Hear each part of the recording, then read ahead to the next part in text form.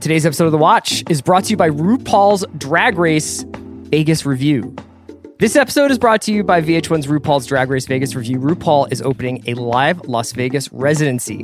Go behind the queens as 6 of the most sensational Drag Race superstars put on the show of a lifetime. It's Viva Yas Vegas. I did that on RuPaul's Drag Race Vegas Review.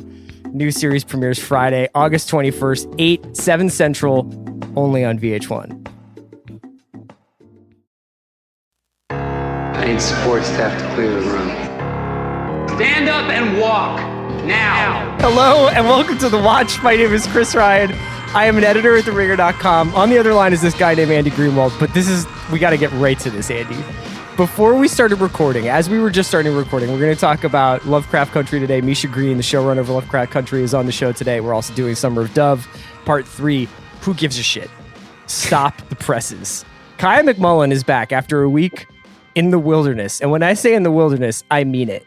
Because Kaya, I think it's safe to say Kaya has not read Lonesome Dove. Kaya has not watched Lonesome Dove. But possibly no one has internalized the Summer of Dove like producer Kaya McMullen. Kaya, please say hello to the people. Hello, everybody. Kaya, do you want to tell your story? Sure. Tell your truth of what happened to you on summer vacation? So last week, as Chris said, I went camping.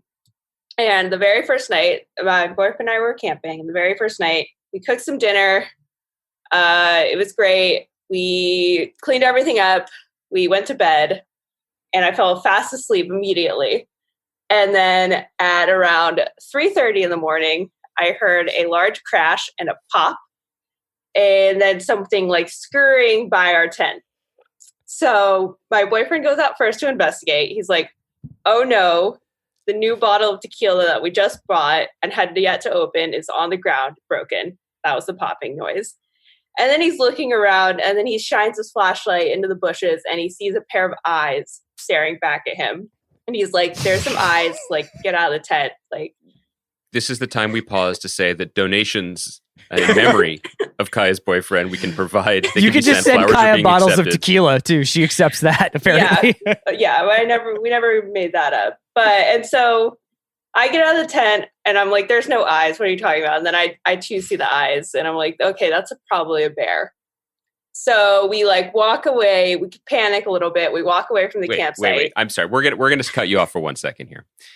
Cool as a cucumber, Kaya just said, quote, we panicked a little bit, but we continued our journey outside of the tent post bear eye discovery. Also, Kaya, if your reaction is I too see the bear, you should be a 4-star general in the United States military because you have nerves of steel and I would trust you with my life and my nation. I honestly Without question, I was just half asleep and so didn't really have time to panic. I was just like, it's 3:30 in the morning. Kaya, I don't want to make any assumptions about your loving relationship with your boyfriend, but I am going to put myself in your shoes for a moment.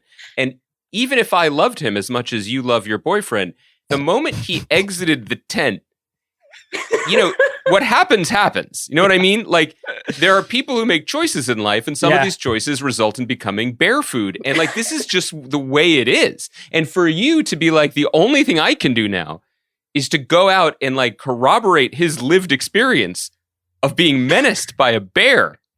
A bear drunk on tequila. A bear that is just sipping the smoothest of mezcals.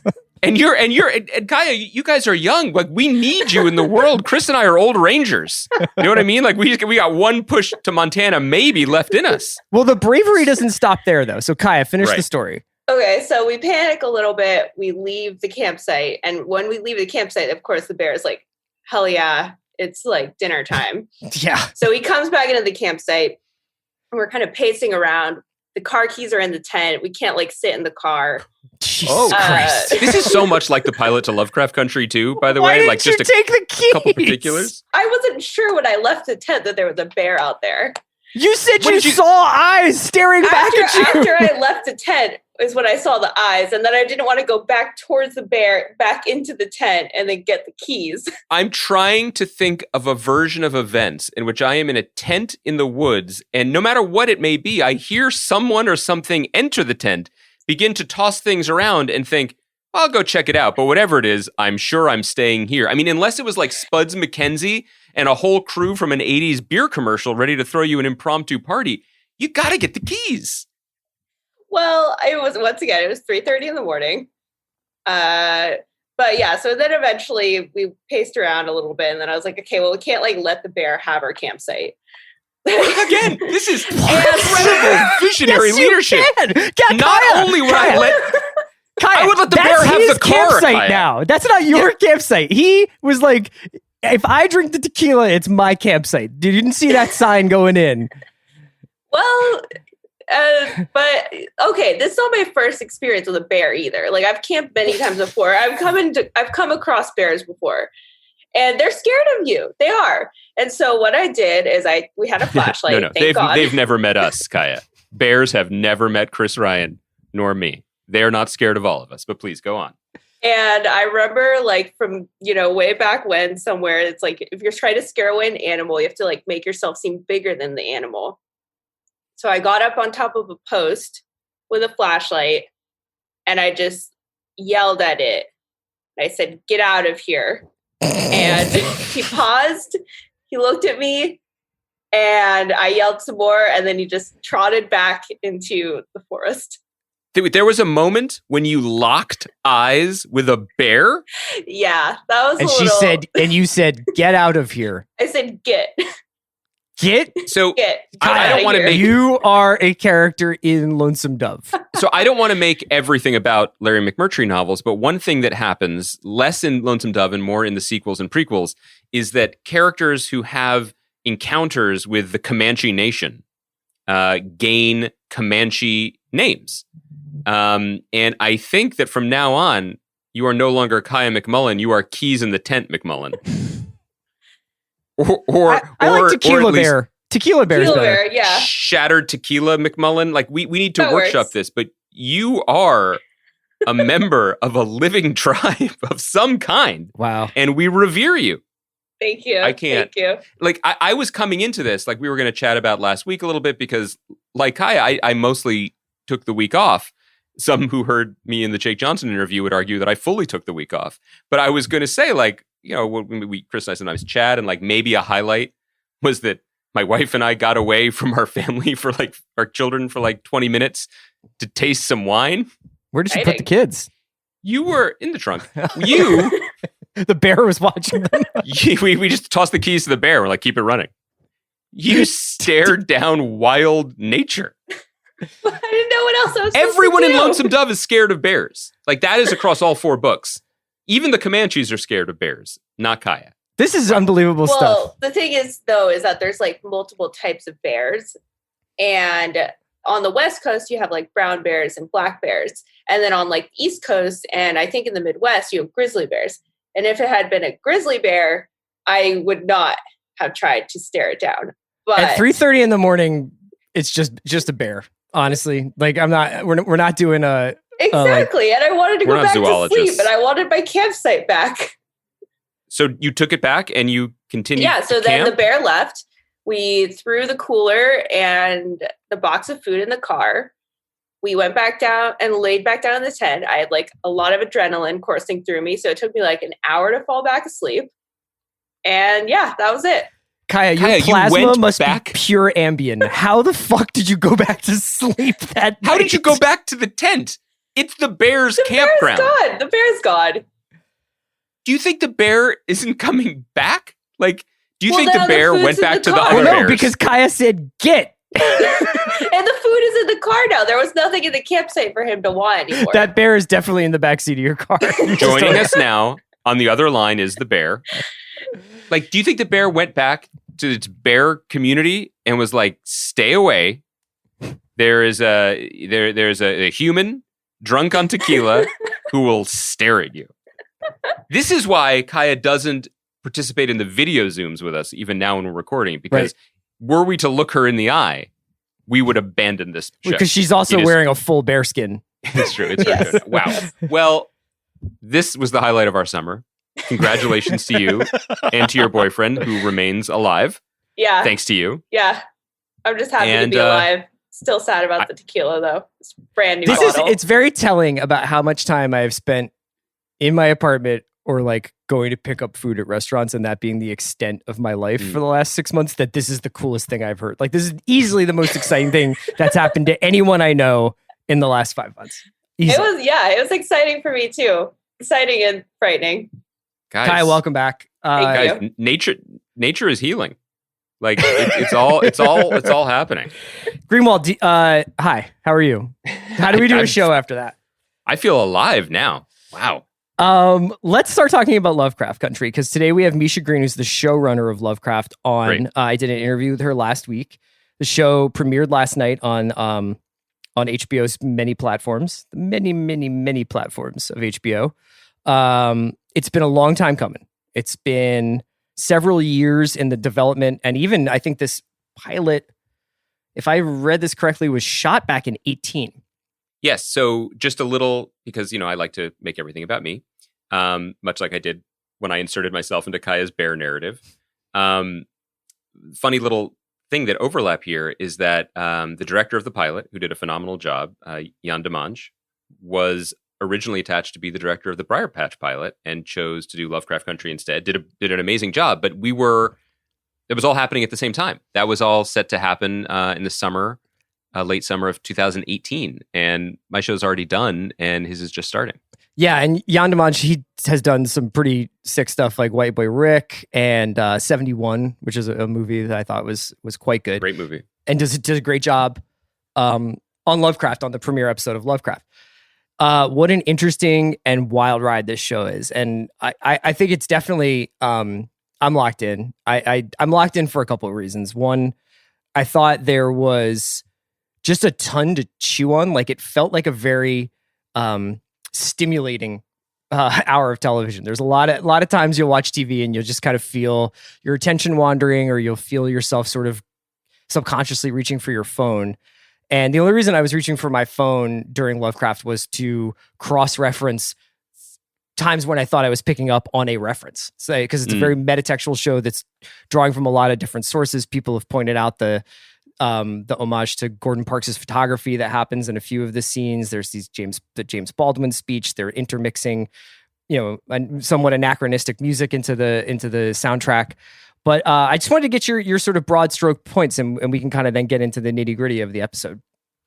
Well, yeah, I mean, I a couple things. First, I want to take one giant step back to look at the macro here, and just as a follow up to the conversation we've been having about HBO Max, and HBO in general, if you want to know why Casey Bloys, who was been at HBO for a long time and took over, it was head of HBO comedy, and then got the top job when Michael Lombardo left a few years ago, and then last week was promoted to be the head of basically all content for the Warner Media company. Mm-hmm. If you want to know why he got that job, you would be hard pressed to find a better reason than Lovecraft Country premiering last night. The run that he's been on with HBO, not just in terms of quality, not just in terms of continuing to not just challenge the narrative, but establish the narrative for what prestige TV is really something. But if you also draw the line from Watchmen to I May Destroy You, the shows we've been talking about basically on this podcast, and I think a lot of our listeners have as well, to Lovecraft Country, they seem almost eerily prescient of the moment that we find ourselves in America in 2020. And that's hard to do. One of the hardest things about being a programmer or being in charge of a major service is that the decisions you make in 2017, 2018 aren't going to bear fruit until, in this case, 2020. And you could predict a lot of things about 2020, but the moment of national peril that people are feeling, and particularly the social undercurrents of finally having a long overdue reckoning on race and gender in this country. I'm not saying that Casey Bloys predicted this, but I am saying that he made very strong and very bold and very prescient artistic choices in what he chose to put forward to end up in a moment where this show feels like it was made to premiere this summer. Yeah. And he was bright enough to work with people like Misha and people like Michaela Cole and people like Damon Lindelof and people who probably want to make television that reflects some kind of moment, whether or not that moment is in the headlines. It's certainly one that exists for people in their everyday lives. So I was really, really struck by that. I also, you mentioned like the Gordon Parks photography influences. I mean, there are moments in this pilot, and we are going to get into specifically into performances and like where we think it might be going from here. But there were moments of just sheer visual beauty in this pilot that took my breath away. Mhm. Particularly that shot that was deeply Gordon Parks inspired of the ice cream stand and the neon light, but also just the color story. That's just a word I learned from the production designer on Briarpatch, Richard Bloom. But like of Atticus's father's apartment, the pinks, the greens in his uncle's place. So it's just a beautiful, chewy show. Last big thing I want to say before we move on. It matters to have shows like this to discuss and to be the flagship HBO show on Sunday nights for the next few weeks. There's a moment, I mean, obviously the multi-eyed monster bears, shouts to Kaya, that attack at the end are going to get a lot of attention, and a lot of the more extreme horror genre Lovecraft elements took up a lot of the budget and will take up a lot of, viewers' time and attention going forward, for sure. But the moment that I most wanted to call out in the show was the moment we're introduced to Courtney Vance's character in bed with his wife, played by Anjanou Ellis, who's also a phenomenal actress, and I was so excited to see she has more to do as well. It's just a weekend morning in Chicago in the 1950s. They're in bed together, and there's just this intimacy, and it's sort of sexy, and it's lived in, and it's established.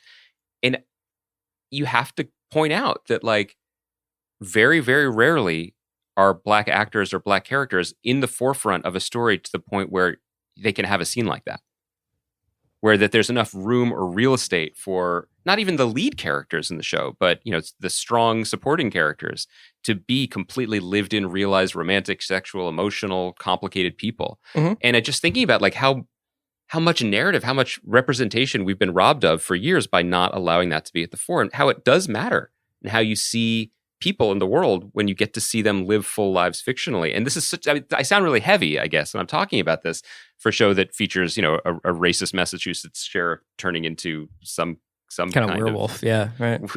Werewolf night monster. Yeah. But my main takeaway from the show was I was very moved by that. And, this is a very limited thing, and I'm not the best vehicle to even deliver this argument, but it made me hopeful about this show, but also about the storytelling hopefully we're going to continue to get from this moment. It's just a richer, bigger canvas to be drawing and painting on, and that matters. Couldn't agree more. They poured it on with this show, with this episode. They, I talked to Misha a little bit about this and you've spoken about this too, with the sort of modern style of television show running and writing. And I'd be curious to know what you thought, because I think that you paced Briarpatch and sort of had the drip of the faucet a little bit differently calibrated than a lot of shows. But she was talking a lot about just emptying the cupboard, and just going for it, empty it all and then restock it. And this pilot, or this first episode, features, like you said, a VFX spectacular, blood splattered Sam Raimi confrontation with night monsters, a absolutely nail shredding quote unquote car chase that is forced to happen at 25 miles per hour because of sundown laws in Massachusetts in this time period.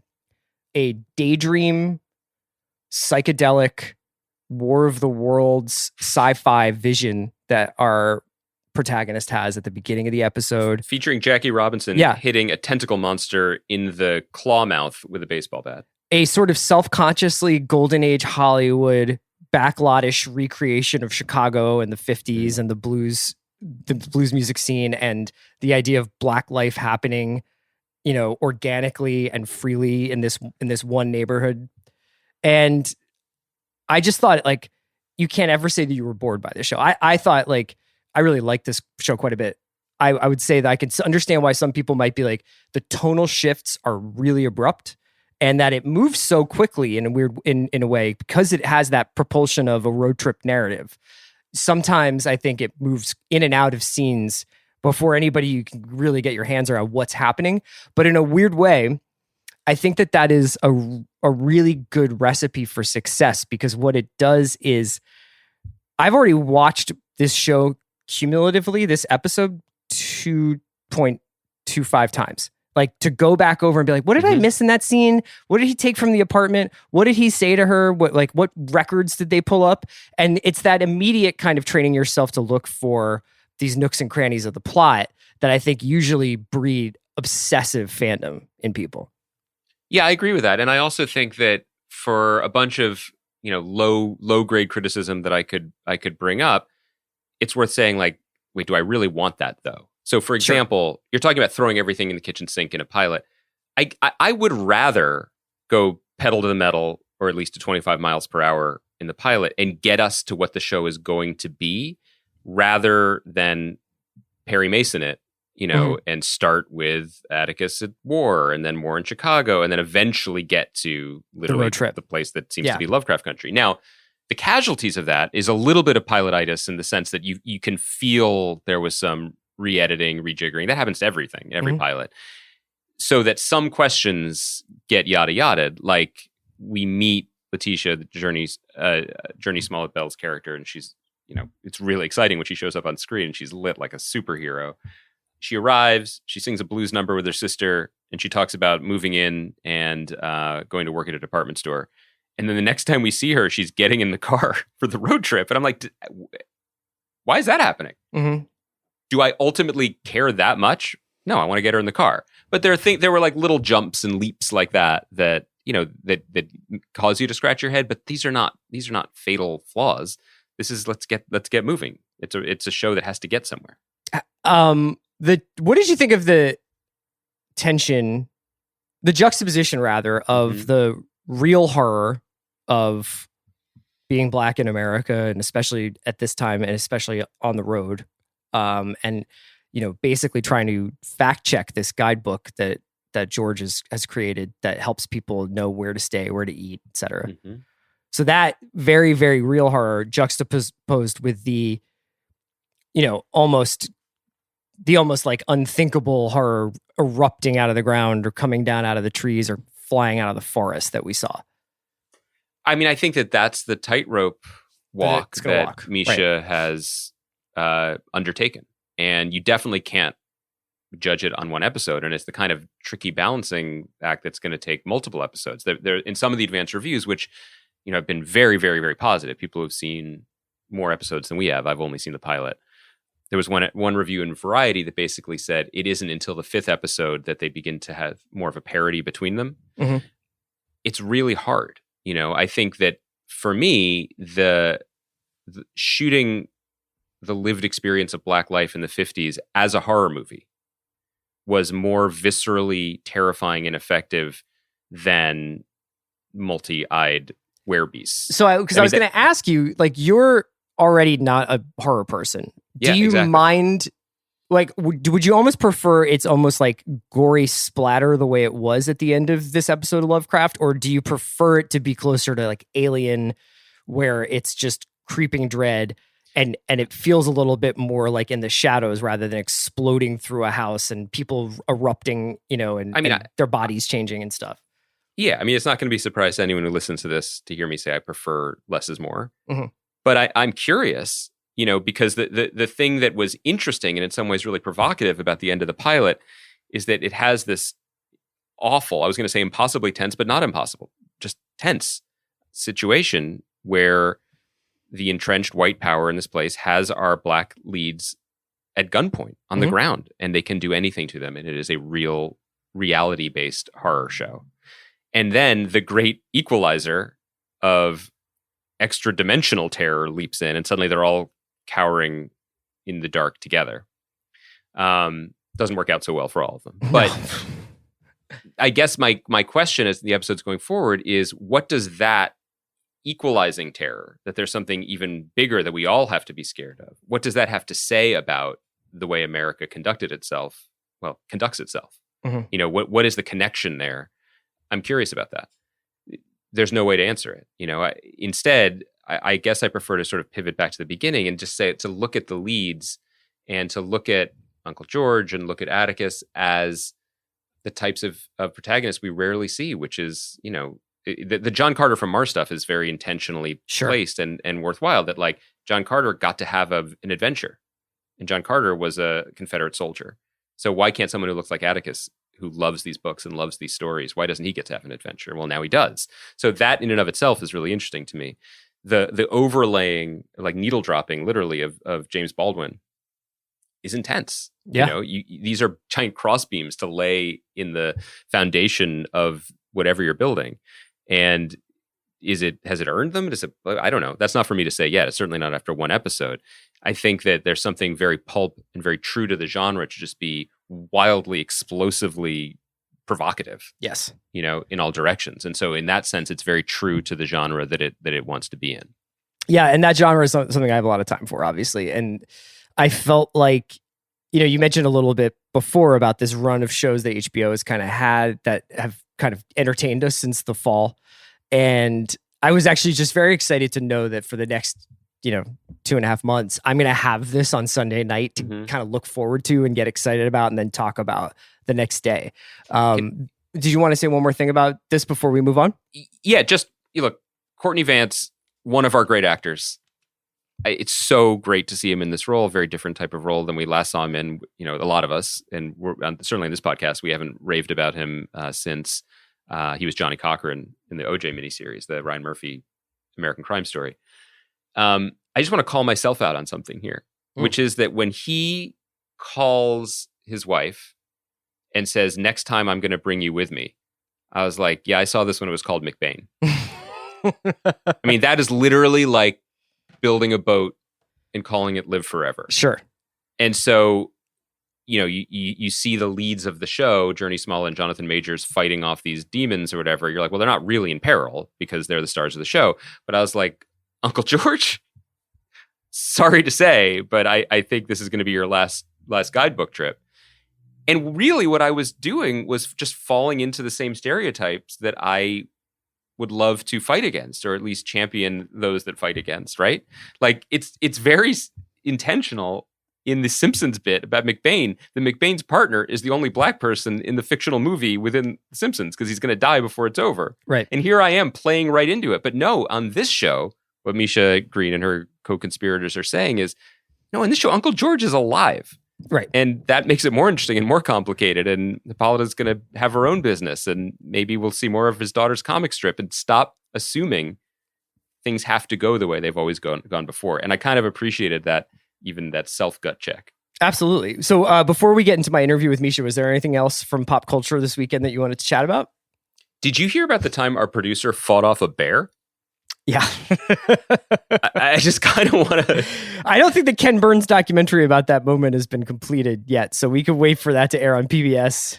I assume you have the Ringer Films folks on speed dial, because I am ready for that. is already shooting. He's attached. He's attached. He's tough to pin down, but he's attached. No, nothing else. I'm excited to hear your talk with Misha, and I'm heartened and thrilled that people are still on the cattle drive with us. Yeah, we're going to do the third installment of the Lonesome Pod / Summer of Dove. So let's get into my interview with Misha Green, and when we come back from that, we'll get into Lonesome Dove. Today's episode of The Watch is brought to you by Blue Moon. Don't you think some once-in-a-blue moon moments should happen more often than once in a blue moon? Blue Moon is on a mission to celebrate and inspire more of those moments. And with the new Blue Moon Light Sky, you can enjoy the same crisp citrus flavor you expect from Blue Moon with a fraction of the calories and less than 4 grams of carbs. It's light, refreshing, and it is perfect for summertime sipping.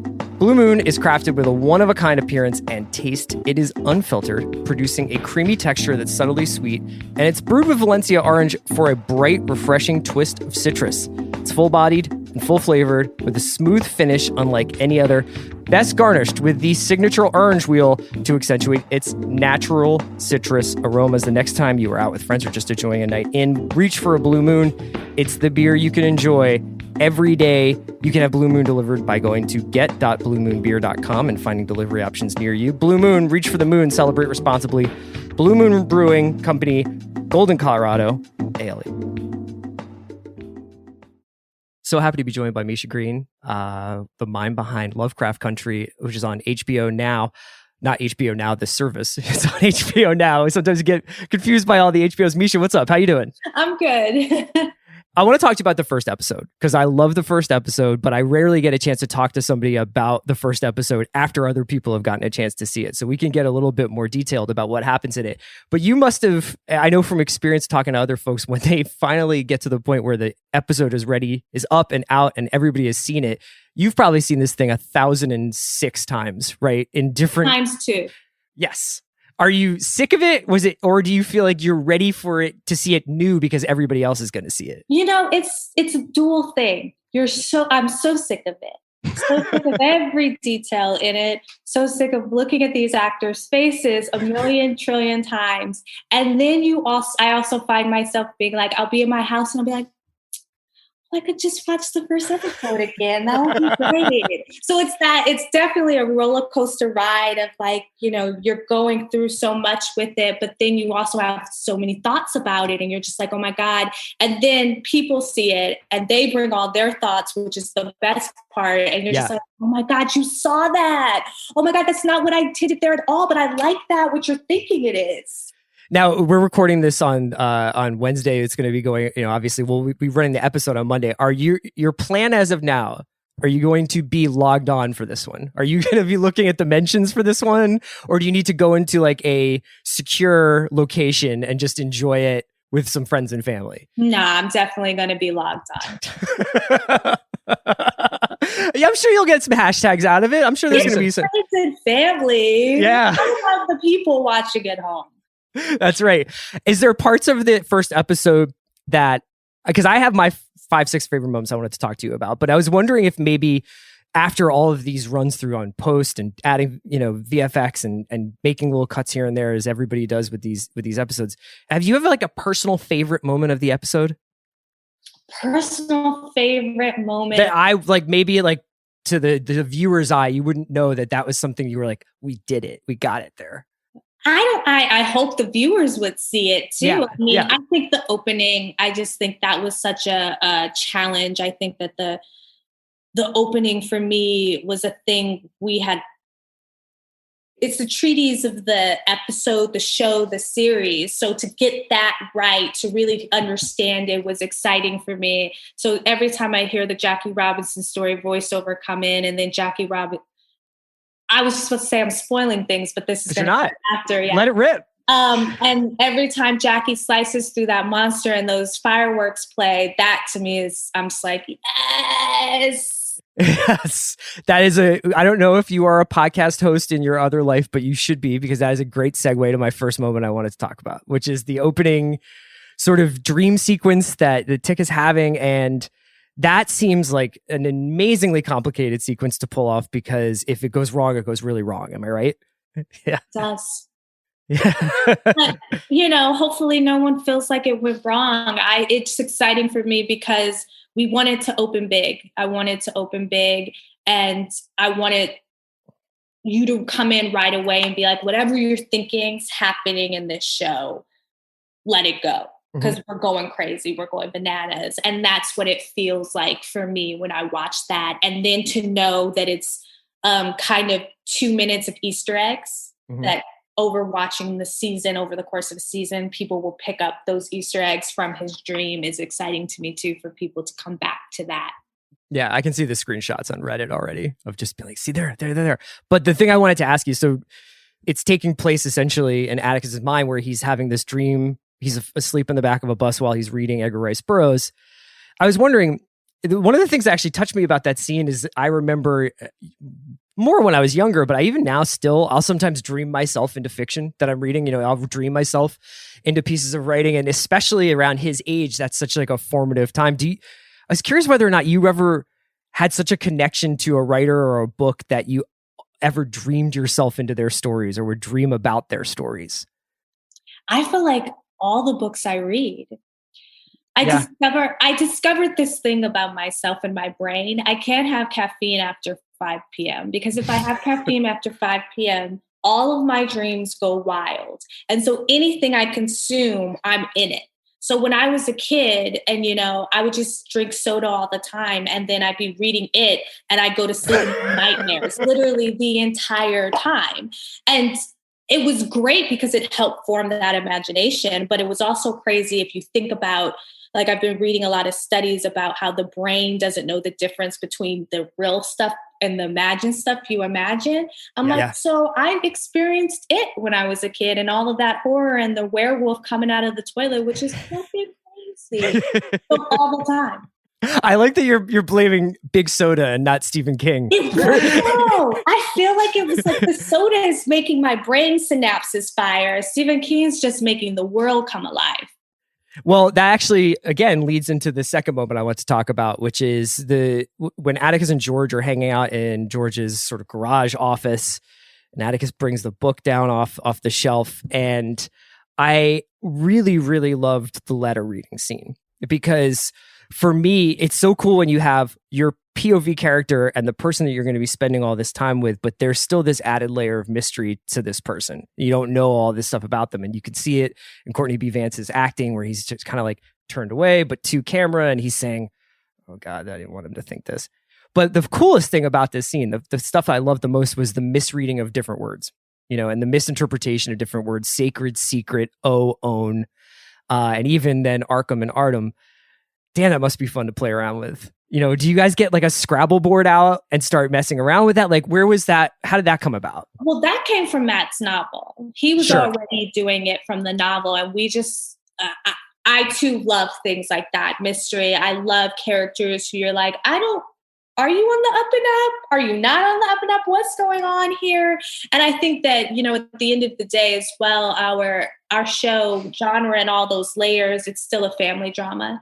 And I think a lot about the secrets that we hold and the things, our shame that keeps us separated from our families, and how you have to expel that, exercise that to become a unit, a family unit. So that was always, from Matt's book to our adaptation, something that was exciting, this idea of playing with words and the mystery of things. Yeah. And you mentioned the family drama part. I thought that the George Atticus relationship is so interesting, because it is, to me, it can be uncle, or it can be that non-central parental figure in your life, where it's like, this person actually, you're in your dreams, in your mind, you might be like, I wish this person was my father or my mother, but actually they don't also have to do like the really hard stuff. And we learn a little bit later when George is telling Atticus, I wasn't always there to protect your father when I should have been, and he's like, well, you weren't there to protect me either. The sort of layers of the onion of that relationship are so fascinating. That must have been something that was really exciting to unpack for you. Yeah, I think that as you say, onion is exactly it. I like to peel back layers. I like characters to have multiple. What are you going to get down to? What's going to regrow over the other layers we uncover? So for me, it was just really exciting to get into all of these characters and their different things, and what, like I said, the secrets they're hiding, and unpacking things about them, and not having them be one thing. And I think that comes from Matt's novel again. It was like with Atticus, he was the Korean War veteran, but he was also that geeky nerd. Mm-hmm. And so playing that juxtaposition of like, oh wait, that's the kid who like was the head of had the Coke bottle glasses, yeah, futuristic club. Like what? Like who are you now? And he's Diesel now, yeah, right, yeah. I wanted to ask, the next moment I wanted to talk about was actually, I thought probably the coolest sequence in the show, low key, was the sort of series of scenes that you soundtrack with James Baldwin's William F. Buckley audio. Can you talk me through that a little bit? Because that is definitely, in a series of moments throughout the show, you're like, oh, okay, so the first scene of this episode is going for broke, Technicolor, hallucination, psychedelic, but there's something almost even more, I don't want to say like, it just grabs your attention in a way that even Aliens Attacking the Planet doesn't, is when you hear that James Baldwin audio over these images. Can you tell me a little bit about the decision to do that? Because it's a little anachronistic too, because that's a little bit later than when it's set. So can you walk me through that a little bit? Yeah, I think it's what you were saying as well. We just want to grab people and not just have it be about the genre where we're grabbing people. And so from the beginning, this idea of using found audio and placing it wholesale over scenes and not changing the audio kind of bridges time as well to understand that, yes, this is the 1950s, but it's today, it's before the 1950s, it's the 1970s, it's all of it. This is the story of America across time and not just one specific time.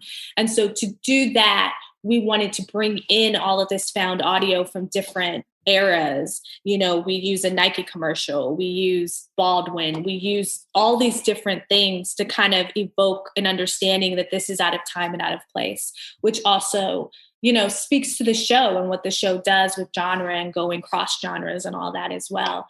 And so for that, we wanted to go into the heart of darkness to understand that traveling through the Midwest, not the South, you know, is for these characters like going into the heart of darkness. And that montage and hearing Baldwin's words talking about America and what America is and how and what it means was really exciting to do. And in it, we recreated a lot of Gordon Parks pictures in live action, which was really cool just to see those come off his picture to the screen, to see our characters in it. But yeah, we wanted to give care to telling this story about an American family as much as we gave care to the genre aspect. Sure. I know that for Underground, I've seen videos of you talking about Underground where you're talking about this exhaustive show Bibles that you're writing, you know, these sort of 50-page manifestos almost about like what the show, for a show like Lovecraft, I mean, is the rule book that there are no rules? Do you have like lane lines that you're trying to stick in, even if it doesn't appear obvious to the audience what is and isn't in play? Well, we only wrote that exhaustive Bible for Underground because nobody wanted to pick up the show. They were like, we don't understand how this is a TV show. So we were like, well, let's take that excuse away and write all the things down that tells you exactly what this show is. But for this show, there is dense mythology. So we do have our kind of magic Bible where it's like, let's make sure we're clear on all our rules. So we're not willy-nilly saying, oh, suddenly this person can do this. You know, let's be clear on where our spells come from, what our spells mean, what you need to do to cast them.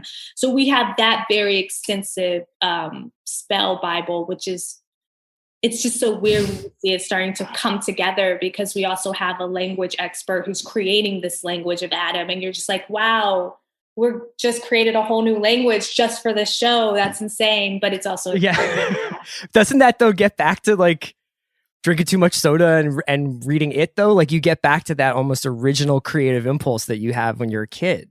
Yeah. And I mean, that's what was exciting about this show. Going in and pitching it, I said, I want to reclaim all the genre space for people of color. And that is a massive undertaking. And it's just so much fun to get into all of that and be like, okay, well, now we got to create this. Now we have to make sure we're doing this. How are we paying homage to the ghost genre, but also making it feel very specifically Lovecraft Country? So I wanted to ask about these two sequences together. One is the 25-mile-per-hour chase, which I thought was the most harrowing thing in the episode. And obviously it feels so distinctly different and I'm sure in my own biases watching it, but like it's like, the monsters, when they arrive at the end of the episode, are almost they're almost a relief in some ways. You know what I mean? Like that. And I think tonally there's that shift where it's like, it goes from this almost like Hitchcockian dread of that 25-mile-per-hour chase where it's like North by Northwest, but this is really real for these people, to this almost phantasmagoric, like Evil Dead thing at the end that almost becomes like, oh God, at least there's just like multi-eyed vampire worms coming out of the ground now. Like we can like relax about the sheriff. Like when you're dealing with those tone shifts almost, is that intentional to sort of be like, it's almost, the real is almost scarier? Yes. The 25-mile-per-hour chase is almost scarier than these things erupting out of the forest. The tonal shifts, I guess it's hard for me because they're not tonal shifts for me. Yeah. Like my mind goes boom, ba-doop, ba-doop, ba-doop, doop, doop, doop. But for me, and this is a thing that was always clear in the process of it, whereas for me, the people who are monstrous were just going to be as scary as the monsters. And that you should always feel, you know, I do feel like being a person of color in America, you are always on the lookout. You're always in a horror movie. Everywhere you go, you do typical daily tasking. It's like, this could go sideways anyway. Yeah. So that's that for me as a fan of the horror genre, and also as an African-American woman, I understand that completely. So that is really easy for me to navigate because that's my life. So when putting it on screen, it's just about pulling it out. And, you know, in the book, the sundown town is a passing story that George is told, or he tells about another guy telling him. And I just went, what? A slow chase? Yeah. A slow chase, not a chase, a slow chase. This idea that you can't go over the speed limit, but you have to get across a county line before the sun goes down. I'm just like, the tension of that is exciting to me as a fan of the horror genre, because you can't, again, you create these made up scenarios to get that kind of tension in horror, but that's real life. This was happening.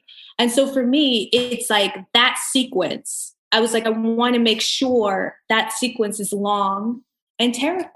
Yeah. And yes, when the monsters come, you're relieved. You're like, at least they're eating the racist monsters too. And also they can, Tick and George and Letty, they can use their ingenuity. They're like, lights. Let's get some lights. We got that. We can get back to Woody and turn the lights on. With the sheriff, they're just like, oh God, we're fucked. Like we have to drive 24 miles per hour. Like it's a different skill set that they're asked to employ.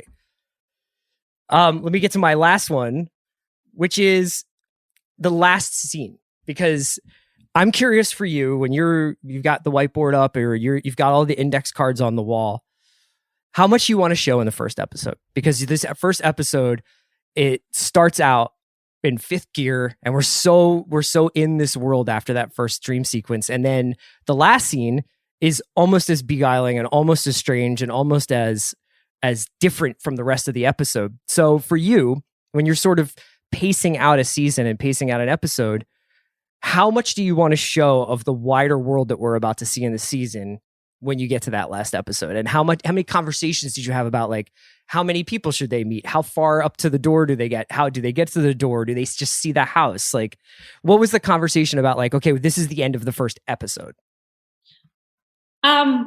There wasn't much conversations about it. I wrote it, and then that was the end. That was the end. Well, that's good. You're the boss. Yeah, like that's the thing. I think, there was conversations. There's always, I feel like for me, conversations of, are we moving too fast? And my response to that is, we're never moving fast enough. I feel like, audience today are so savvy. They don't need things spelled out for them, especially not the genre audience. They all know about every step in a genre episode. And so for me, I never want to feel like we're stalling out because we're afraid of where we're going.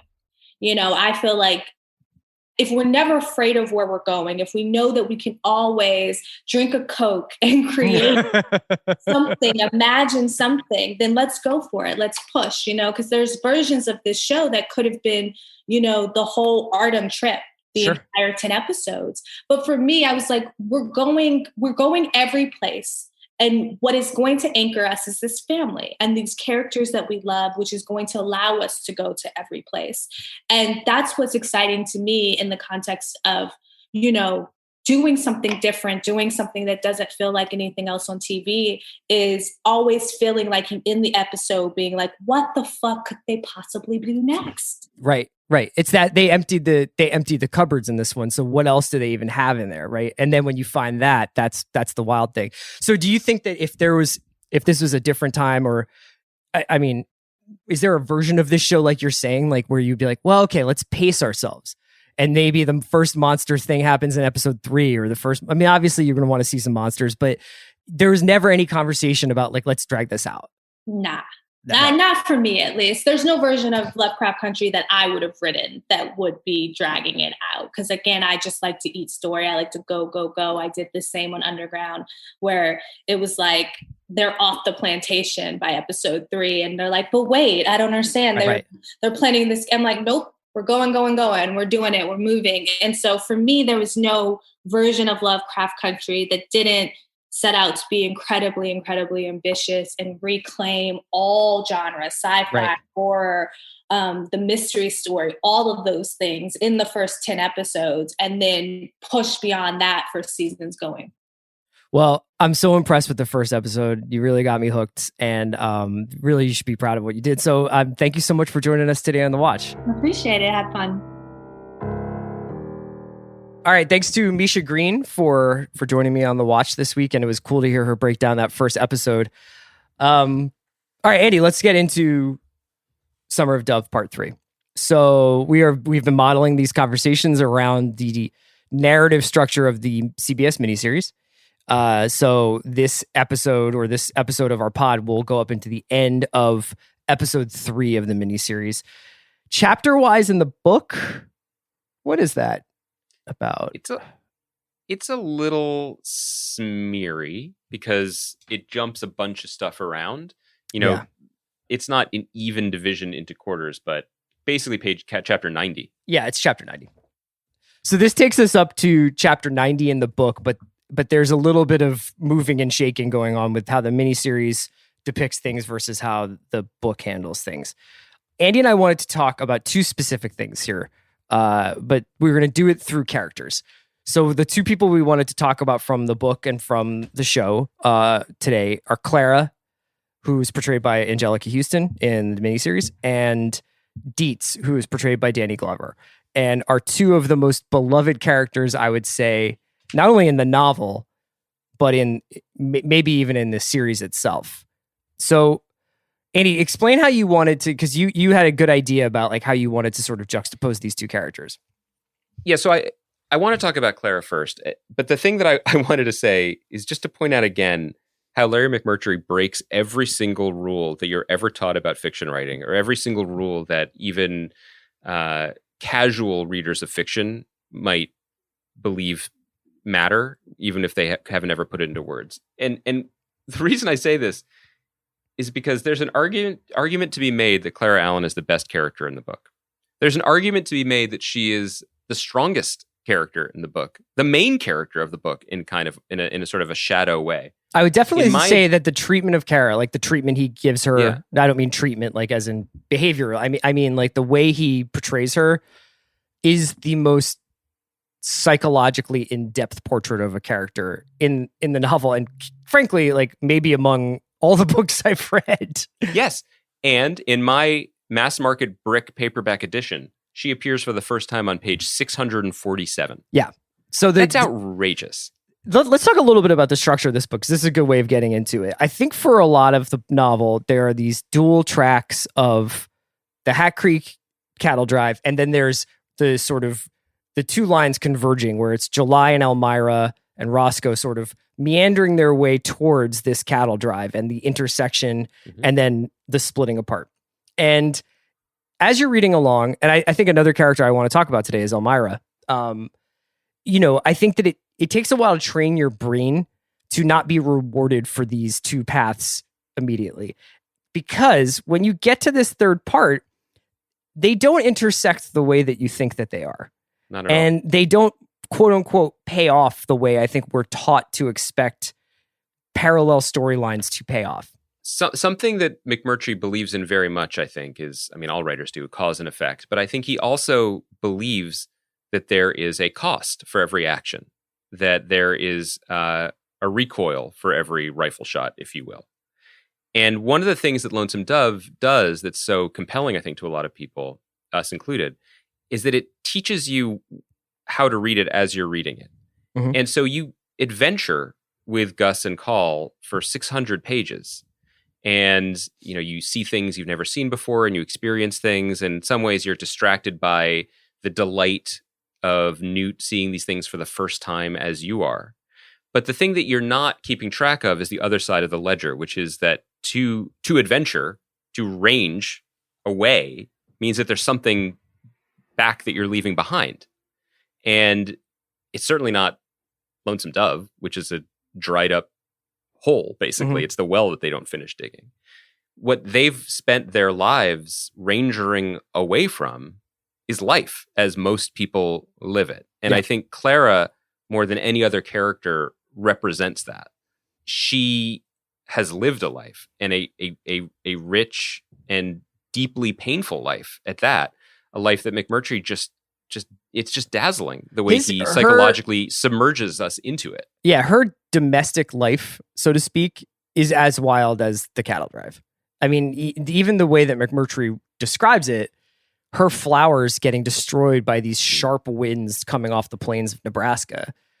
The way he describes it is no different than them being stuck without water out on a plane. You know, it's given the same sort of consideration, and it's got the same level of danger. The reason why I was bringing up these parallel storylines of July and Elmira and the cattle drive is because when we get to Clara, I think it's almost like, oh, we're going to just introduce this other person who's kind of existing as the E plot or the F plot of this book. Yeah.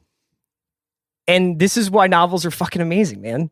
And this is why sometimes, you know, you get a book this size, the size of 2 bricks together, and you get lost in it makes the rules, you know, and Larry McMurtry makes the rules in this story. And if he wants to do Madame Bovary in the middle of the goddamn novel, he's allowed to.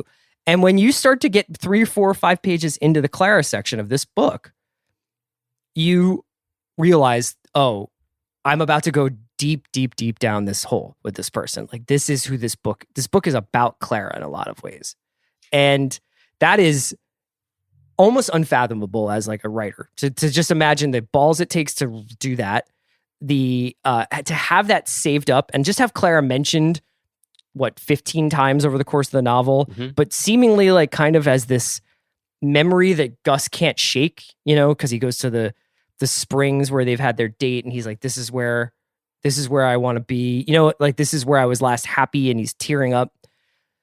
I just think that the gear shift he does is jaw-dropping. It might be the crowning achievement of these books. I agree. And I think that it's also the time that you begin to realize, and we've been talking about this obviously because we've been doing it in hindsight, that this is kind of the root of McMurtry's own discomfort with the legend of the book, because I think that he felt to some degree, and I think it's borne out certainly by the way this book ends, and then certainly by the subsequent books, that Call and McRae are kind of failures at life, certainly when it gets down to it, when it really matters. And I think Clara is the counterweight to that. You know, she yearns for adventure too, whether it's in the form of the stories and novels that she orders away from, or her affection for the wild horses that she gelds and tames in lieu of her husband. But she also had limitations that she couldn't dance around, whether it's Gus literally, you know, joking and whoring his way past them, or Call just ignoring them. I mean, this section of the book corresponds with some dialogue that happens earlier in the miniseries when they talk about Maggie, who is Newt's mother. And there's a long psychological section, internal section for Call in this part of the book, where he just sort of circles his failure, where he's like, he couldn't do it. He couldn't go to her. He couldn't admit anything. And so he just sat by the river night after night. Well, sitting by the river night after night is not an option for a woman in this period in American history. So Clara married someone who was solid and did her best to live a full life. And not to ding the miniseries too much, although I can't help it. One of the subtle things that I think it got wrong, and I will back this up with something that I think it did right. It seems minor, but it's not. In the book, there's a lot of talking about Bob's body, right? Bob, Clara's husband, big body, who got kicked by the horse, and he's basically in a coma. Yeah. The actor or extra that they cast as Bob in the miniseries is a smaller, frailer man. And I feel like that kind of ruins the whole thing, because you kind of have to understand why Clara didn't choose Gus. And I think she chose someone who was physically solid, as opposed to Gus, who's always laughing and dancing and poking, right? And so that I feel like that undercuts it. But let's pivot to a positive. To me, the Clara section with Angelica Houston, particularly the long conversation that has to be about everything between Angelica Houston and Robert Duvall, that's the high point of the miniseries for me. I just think that her performance is so rich and warm. Their affection for each other is so palpable, which is amazing, since I don't think they'd ever worked together before they met on the set of this. I could be wrong about that. It has to accomplish so much. And I think one of the reasons why the miniseries is so beloved by so many people is because this dance, this two-handed dance between these characters, where basically Gus is there to marry her, and she's so happy to see him, she just kisses him on the mouth in front of her whole family, but she can't marry him. I mean, Larry takes chapters, maybe not chapters, but he takes dozens of pages to unwind this. Well, in a and way it's that's also so fulfilling very for a reader. It's somewhat ambiguous when he's kind of bringing Lorena to Nebraska to see Clara with him, and she is just convinced that he is going to leave her for Clara when he gets to see her. And it's not exactly, I mean, I read it as Gus could be kind of lying to Lorena, where he's just like, oh, come on, I just want to go say hi, and how could I ever leave you, and you're the best, and yada yada. But like going through that whole section, you're just like, I don't know whether or not he's just telling her what she needs to hear because she's been rescued from Blue Duck and she's completely shattered as a person and she can't deal with any more abandonment. In the show, it's a little bit more straightforward. The thing that the miniseries does is, in the book, you get to Clara and you're like, oh man, another character. I guess this is Clara. I guess this is the person Gus has been talking about the whole time. In the show, in the movie, Angelica fucking Houston puts her head out the window and you're like, oh yeah, like one of the best actresses of her generation just stuck her head out a window. This is going to be really important, and it lives up to every single thing I could have possibly hoped for from Clara. I mean it's so, the portrayal by her is so stunning. It's so complicated, and it does so much of the heavy lifting of the internal monologues, basically, of the writing, right? Because you have to convey that this woman is not like other women in this world, that no one has seen anyone like her, whether it's old Cholo, who's, kind of in the margins in the miniseries, but more present in the book, or Lorena when she sees her for the first time, and immediately her heart sinks because she's like, well, of course Gus is going to marry this spectacular woman. Mm-hmm. But you also need the history, and you need the sadness, but you also need the vibrancy, because one of the most amazing things about Clara is that she keeps getting knocked down and she keeps living. She keeps living at 110%. And it's deeply inspiring in the book. And it's very moving, even in its relatively short screen time here. To accomplish all that, I mean, my hat's off to this. The screenwriter, Bill Whitliff in this, like this was where he shone, because I think he understood how vital this moment was. And this is the part where, this book, as we mentioned before, originally started off as a screenplay that Larry McMurtry was writing with an eye for Peter Bogdanovich to direct, and for John Wayne and Henry Ford and Jimmy Stewart to star in. So he was thinking in terms of it on screen from the beginning. And it almost feels like at the Clara section is when it is fully a novel. It's when it does things that only novels can do. It goes to places that only novels can really go. And so to have it be executed so well on screen is really a testament to the how good this production really is. Like, I think in some ways, you and I have maybe been a little bit more tepid about the miniseries than I even imagined we would be, because we just read the novel, and it's almost impossible to watch a CBS, albeit maybe the greatest miniseries ever made. It's impossible to watch them try to capture it when these characters live for real, like live in our imaginations right now. And in some ways, like I saw the miniseries first, and I still remember watching for the first time Jake's hanging and Duval's flinch, and the way that scene is played out, and the music that plays, and the way that the different actors react, and the look Danny Glover gives that moment.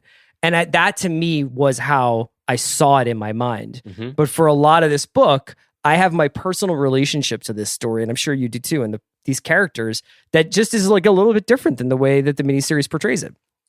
I agree. And I also think, and when we talk about what happens to Jake and we talk about what happens to Dietz, which we're about to do in more detail, those feel very much of a piece with the movie that it was going to be, and lend themselves potentially to epic moments of visual storytelling. For me, the Clara section is exactly as you said, which is that's the moment when you can sort of feel Larry turning the wheel and beginning to subvert the Hollywood story that this was initially intended to be. And that subversion is complete by the time you get to Streets of Laredo and Dead Man's Walk. But particularly because everything about this book delighted me, and I certainly didn't expect Sean O'Brien to get eaten by snakes on page 250 or whatever. And, we've talked about these other moments that leave you gasping. But the truly subversive surprise is that, we spend all these pages with Gus in this, imagined love triangle, that he's going to see the woman that he's loved his whole life, and he's now has Lorena very much in love with him. And the women choose each other. Mm-hmm. I mean, that is so wild in any time period or any story. And yet it feels so right. And he just slipped it in there. I didn't see that coming whatsoever, but it's beautiful. Yeah. And it's appropriate. And it speaks to, it's beginning to tell us what we need to know about the rangering life, particularly, in these waning days of the American West. But that is a moment that is so pure. And I'm happy to see it in the miniseries, but I wonder if I do wonder how all that played in 1989, because there's some elements of it like, oh, Blue Duck is haunting this. Blue Duck's the villain. Gus and Lorena, what a classic love story. And it's like, nope. Neither of those things are really true. And it's around here in these late 600s and 700s that you begin to realize that. Try to imagine the notes that would have been given to this as a script, especially now. The Suggs brothers are not scary enough. The Suggs brothers who Jake links up with in Dodge, I think. He's playing cards. And they wind there's that whole thing with the drug addicted madam that he's sleeping with and all that. Right. But the Suggs brothers are like every other villain in this story, where you're just like, is that it? So they were just recklessly cruel. Yeah. They were just willing to do the thing that nobody should do, which is just attack this farm and ride their horses into this person's mud roof and kill people for nothing because they're just bastards. And then when they catch them, there's that whole thing where the younger Suggs brothers are like, Dan, ain't you going to fight him? Ain't you going to whip him? He's worthless. They're fucking easy bullies to catch. Yeah, right. They're bullies with guns. And, Blue Duck, I think, is a little bit more mysterious. And Mox and the people that are kind of around that whole thing is a little bit stranger. But we should say Mox not in this book. Oh, sorry. Retconned into the book. Right. Later. But you mean Dogface and those guys? Yeah, those guys. It's those characters have a little bit more aura. But in the same way that the villains are not super villains, maybe not even villains, maybe they're just people who broke bad. The heroes are our heroes. And in that way, Clara really is the only hero in this book. She's the bravest person in this book. She's the most honest person in this book. She's the person who is living a life according to certain principles. And her character is sort of easier to grab onto. Whereas, and I think the other person that you would maybe say that about in the novel is Dietz. Absolutely. Before we talk about Dietz, I just want to say one more thing about the two quick things about the Suggs brothers and the Jake thing. There's a line. Well, let me say it this way. There's something that Jake says when he's caught, or says to himself in the book, that really reflects what you were just pointing out about the landscape that McMurtry gives us, which is he says I think he says it very clearly to Gus, I didn't see no line. He thought you crossed the line, and he's like, well, I didn't see no line. I didn't see it. If only I'd done this and not that. And in a very low key way, that's one of the most profound things in the entire book, that these are people who, as rangers, their job was to ride out where no other white people were. And they made up their own justice. They made up their own rules, and they made up their own country, right? There weren't state divisions, there weren't postal codes or whatever. It just was country. Yeah. And then all of a sudden, time moved on, and Jake's just puzzled at the end. And I think that we've given him a hard time in talking about the miniseries, but he captures that. Urick does a good job. I think that's a really tough moment where in the book, there's a lot more explanation to Jake is fully aware of what's about to happen to him. When he gets caught with the Suggs brothers, he's sort of like, oh, shit. And he's is there something I could say? And he's trying to think. And then, so when Gus says, I just want you to know that I got Lori back. And Jake says, who? In the movie, I think you're supposed to think this is it for Gus's hang this dude. You know what I mean? This guy doesn't even care about Lorena. But in the novel, I think it's almost like he's lost. Like he doesn't even, you could say, I found Santa Claus, on the other horse here. And he would just be like, what are you talking about? Like, I just can't believe I made 5 bad decisions, because we have all these ideas about rangers and sheriffs and marshals in the West and how they had this principled idea of justice and the law, and they brought civilization to the wilderness. And that's the mythology. What you read about in Lonesome Dove is a bunch of people getting away with what they could get away with. And if they didn't get caught, they were fine. And throughout the novel, throughout a lot of the, any stories you read about Gus McCrae, he's constantly thinking about cutting corners. He's constantly thinking about how he might want to just go get drunk or hang out with a prostitute rather than do any work. And he's constantly thinking about, maybe I'll just abandon this cattle drive, or maybe I'll just go do this, or maybe I should stop here. He doesn't, for whatever reasons, but he never crosses a line. He never does something that costs anybody their life or anything like that. Jake did. And that's what happened to him. And one of the things, and I said this before, I'll say it again. If you're a screenwriter and you're adapting this book to 6 hours, the first thing you do is cut Will Barger. I get it. Will Barger's not here. Fucking hate that though. But, and here's why, because I revisited that section and it really speaks to what you were just saying. In the book, for people who've just seen the miniseries, the people that they shoot at, where Froglip gets killed, and the horses are stolen, that sort of leads them on the Suggs brothers chase that leads them to Jake. The people that the Suggs brothers and Jake ambush is this guy Will Barger, who's been on his own kind of cattle drive in the margins and has visited them in Lonesome Dove, and then is out in the world, and then they find him shot and dying, and Gus sits with him. And it's one of those it's really a powerful and kind of beautiful scene where Will Barger's like, I should have listened. I could have listened to my brother and I'd be living in New York with him and he'd be eating oysters, but I never wanted to be civilized. Yeah.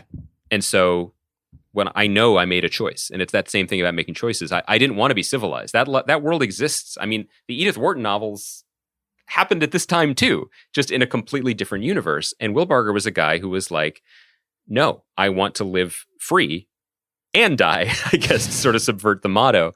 And it's kind of powerful and it's beautiful. And just a side note for people who are fans of the whole series or who are looking to be, one of the things that is true about Lonesome Dove, and I wonder if it speaks to its origins as a screenplay, is that it's very agnostic / averse to actual history.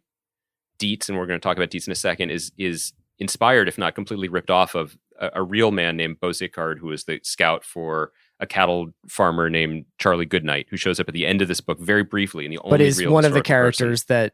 that Colin McRae are based on. Yes, but he himself shows up at the end of this book. He is a bigger character in the sequels and prequels, and I feel like Will Barger is meant to be him a little bit too, a little terse, more educated, more successful in this world. And it's interesting to watch the dance here as McMurtry's like, well, is this the real West or is this my Hollywood West? And then among the many things that he, I think, reckons with in the subsequent books is, no, this is the real, I'm going to start populating this book fully with real characters, whether they're Comanche chiefs like Buffalo Hump or Charles Goodnight himself, or Bo Zickard, who Dietz is based on, who shows up in Dead Man's Walk briefly. So we should talk about Dietz. Okay, let's talk about Dietz, because you, earlier in the episode, when we were talking about Lovecraft Country, talked a little bit about McBain. And the staging of Dietz's demise in the miniseries is one of the all-time McBain moments. Oh my God. Now, I always thought it was really, we read this oral history of the both the novel, the whole production process of the novel. It's in Texas Monthly, I believe. And there is, I think, a few Danny Glover quotes, if I remember correctly, but there's one that basically stands out where he's like, I read it and I was like, there's not much to this guy, to Dietz, in the screenplay. I will imbue him with my own sense of what his backstory is and who he is, and I'm going to do it. And I think Danny Glover gives a deeply felt, if largely wordless, performance in this miniseries. And strangely, the Jake death in the miniseries, I think is handled really, really, really well and shot really, and it's so deeply moving. The Dietz thing is kind of, is kind of hard because I think that staging wise, it kind of comes off a little bit more like the snake attack in the river, where in the book, this is the part where you will be lucky if you don't just push through and finish this novel because you're so heartbroken by the loss of this character in the novel. I read it standing up in my backyard. I couldn't put the book down at this moment. It's heartbreaking. It's crushing. It would take someone who's more of a student of filmmaking than either of us to comment on this, but there's something, maybe this was just TV, but the way that this and the snake attack are shot is it's the antithesis of the way things are shot now for dramatic purposes in anything, which is to say that it leads you. I mean, it shows the boy with the lance getting ready to strike, and then the slow motion and the just like it showed the snakes. I mean, there's no element of surprise, and the book just cuts your heart out. So just in terms of the staging, it's all wrong. A. B, there's something incredibly visceral and awful that is really only in the novel, where Dietz is being the way he's been for his entire life, the fictional life that we know, and certainly his life in the book, which is that he is decent and helpful, and he's helping. Mm-hmm. And the scene that he's involving himself in is such, we hear about how scary Indians are and what McRae and Call used to get up to. And now it's just this haggard band of children, a blind child, and the very eating rotting old, meat out on a plane. Yeah. Just to be alive. And the whole scene is slick with horse blood. I mean, it's a horror show. Yeah. And there's something really just, devastating about that. But to speak to the bigger point, there's no room for Dietz in this miniseries. There's just simply no room for him, and it's heartbreaking. Now, you could say it's a casualty like Wilbarger of the 6 Hours, but I think it's probably something more systemic than that, certainly in the late 80s, through very relatively recent times, considering the way that we just spoke about Lovecraft Country, that if you're looking for people to shortchange or cut or to leave out of the narrative, you're not going to cut Robert Duvall swaggering around in his pajamas in a river. So you have Danny Glover, who's a beautiful performer, imbuing every moment that he's on screen with something, just robbed of almost everything, which is such a bummer. The book, to its credit, and I think that the treatment of Dietz on screen and even within Lonesome Dove is something that in small ways McMurtry tries to address in the subsequent books. Call is basically like, he's the best man I've ever had. The only one that can keep up with him, that can track and do all these things. The other thing that the book suggests that I miss in the miniseries is that, like McMurtry is pretty clear about this, even though it's obviously not his focus. Dietz and Clara, because of their stations in this world, are much more in touch with reality and the world. And there's a moment before this all happens when Dietz is just like, I don't like it up here. I don't like this north. It's too cold. It's hard to see where we're going, and I don't like it. And Call's like, maybe he's sick. I don't know what's wrong with him. And Gus is like, he's very sensitive. Like, he knows things. Maybe he's gonna, maybe he says, maybe we're all gonna get killed by Indians in the next 2 weeks, which, spoiler alert. And basically what's happening here is Dietz is just like, we shouldn't be doing this. This is stupid. Yeah. He's like, I never really wanted to leave Texas. I never really did. The book is so focused on Call's ambition, and the legend and myth of the West is so fixated on men's ambition to conquer and go and go and go, that we fall prey to it and we fall into its sway, and we want that too. We want them to adventure. But Dietz is right.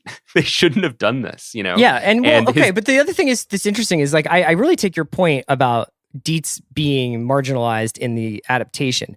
Yeah. That being said, the kinds of scenes or the moments that Dietz has throughout most of the novel are the kinds of scenes that you just don't put in a movie or a television show, which is 4 or 5 guys hanging out, drinking coffee, and kind of commenting on the day's events.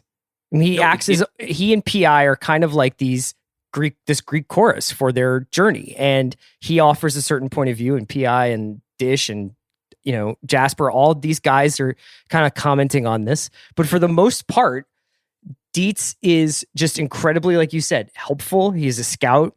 He's got his own story. But by the time they get to this point in the novel, and I think as we'll see in the series, and the Dietz burial in the novel, I think, is probably the hardest thing you're going to one of the hardest things you're going to read. And the memoriam that's written for him is copied, plagiarized from the one that Charles Goodnight wrote for Bose. That's something McMurtry's talked about. Right. And this is the part where you're like, oh, it's pointless. Oh, this whole thing that even if it was hard and it cost all these lives, I thought we were going to get to Montana or wherever we're going and find out this is how we made the West. And this is the sacrifice. And it was like, nope, this is pointless. It actually wasn't worth this guy's life to do this. I also think you're really right in pointing out. And all the people on that drive agree. Yeah, they do. Yeah. I think you're right in pointing out the role Dietz plays in the novel. McMurtry is not some he's not some like radical hero here who is prioritizing the lived experience of black men in the Old West. He's of his time. Maybe he's a little bit forward thinking for his time. He gives Dietz a great amount of soul and character and presence. But also, there are very few people. This speaks to the general tension of this whole project. I mean, there are very few people who are as adept in both mediums as McMurtry, right? He's won a Pulitzer Prize for writing this book. He won an Academy Award for adapting Brokeback Mountain. He knows what gets adapted. Sure. And this was meant to be a script. He knows that Dietz sitting in a cornfield looking at the sky discussing clinical depression before we had those words is not going to make it into any version of this whatsoever. And one of the really fun meta things about continuing to read the Lonesome Dove series, if you do, is feeling him try to correct those things. And there's a scene, this is not a spoiler because people know that there are prequels and sequels. So I don't think it's a spoiler to say that Dietz exists again in another book. But like when Dietz and P.I. meet for the first time, there is a scene that is so crisp and clear that it's like it fell out of a Robert McKee screenplay book. Right. As if he's saying, here's what we could have done, or here's what someone can do to give him back some lived humanity on the screen. It's just disappointing that Danny Glover didn't get a chance to play it because he would have played the hell out of it. But I have to say, that being said, I think that we judge the series a little bit harshly because we have this book, which is also okay. But it's an unparalleled achievement what this novel is. I think if you just watch the series, Danny Glover's portrayal and a lot of this stuff would feel differently.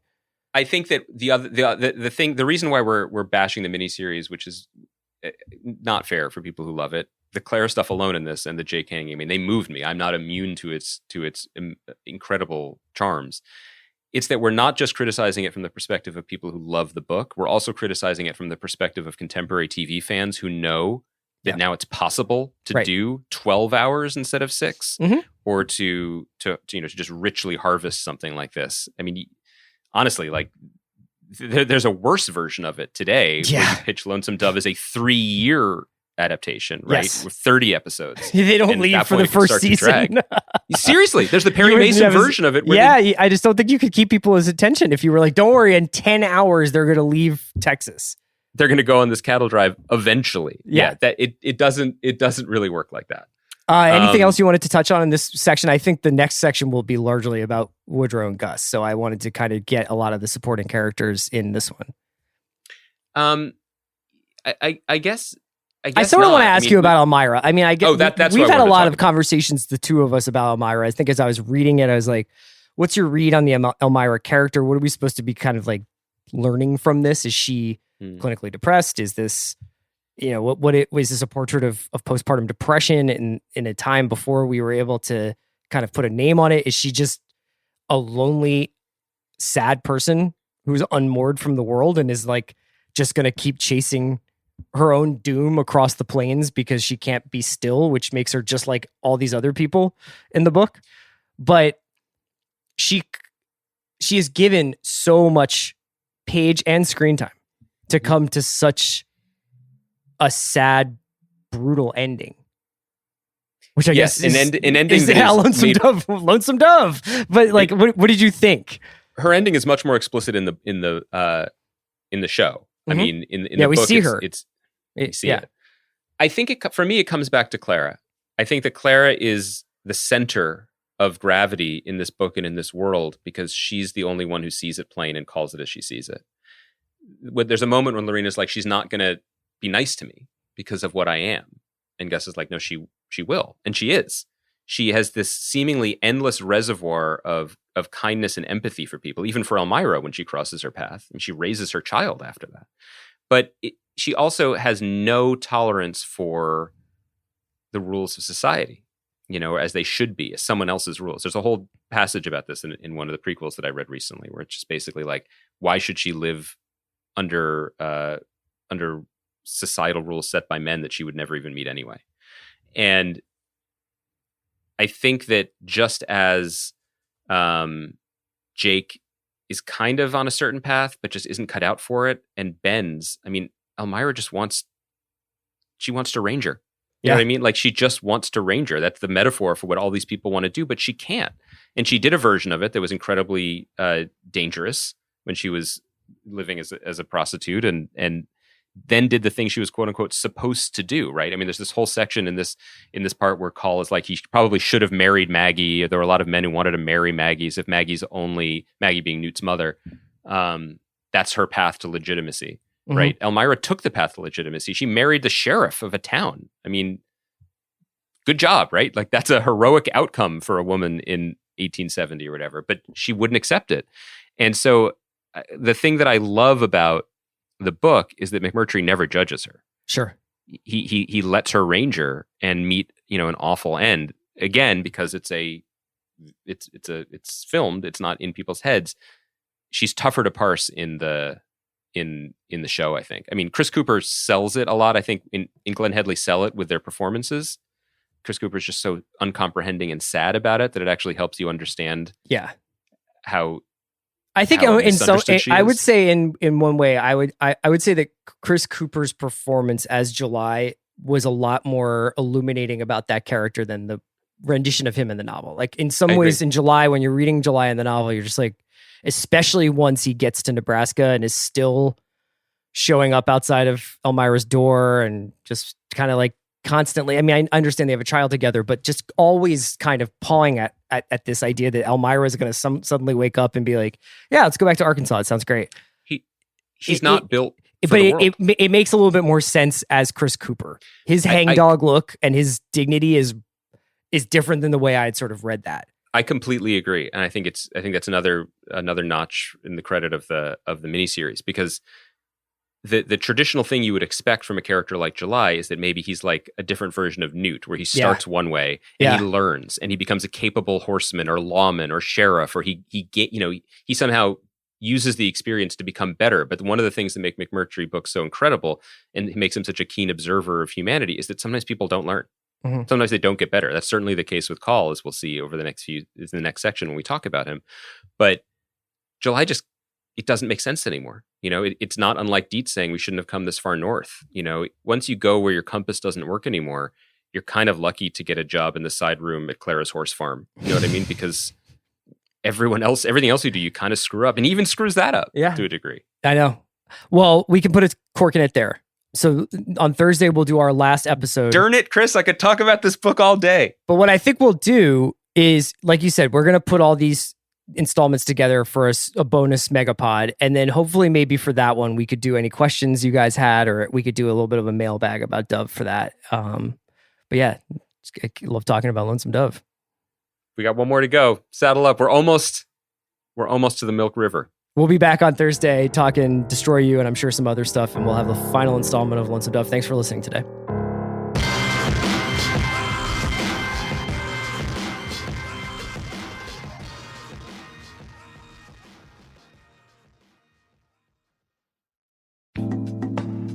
Today's episode of The Watch was brought to you by RuPaul's Drag Race Vegas Review. This episode is brought to you by VH1's new series, RuPaul's Drag Race Vegas Review. In this new reality series, RuPaul is opening a live Las Vegas residency and has invited 6 of the most legendary queens in Drag Race Her Story to put on the most sensational show of all time. See what it's really like to go behind the queens and follow their Vegas journey as the pressure builds, relationships are pushed to the brink. And with Ru as their boss, the stakes have never been higher. From the love affairs that will make you gag to all-out backstage catfights that will leave you shook. Witness Drag Race favorites Vanessa, Vanjie Mateo, Naomi Smalls, Cameron Michaels, Asia O'Hara, and Derek Barry as they try to work together. Will they be able to slay the odds? With these drag superstars, one thing's for sure, you can always bet on the queens to showcase their charisma, uniqueness, nerve, and talent. Don't miss RuPaul's Drag Race Vegas Review. New series premieres Friday, August 21st, 8, 7 Central, only on VH1.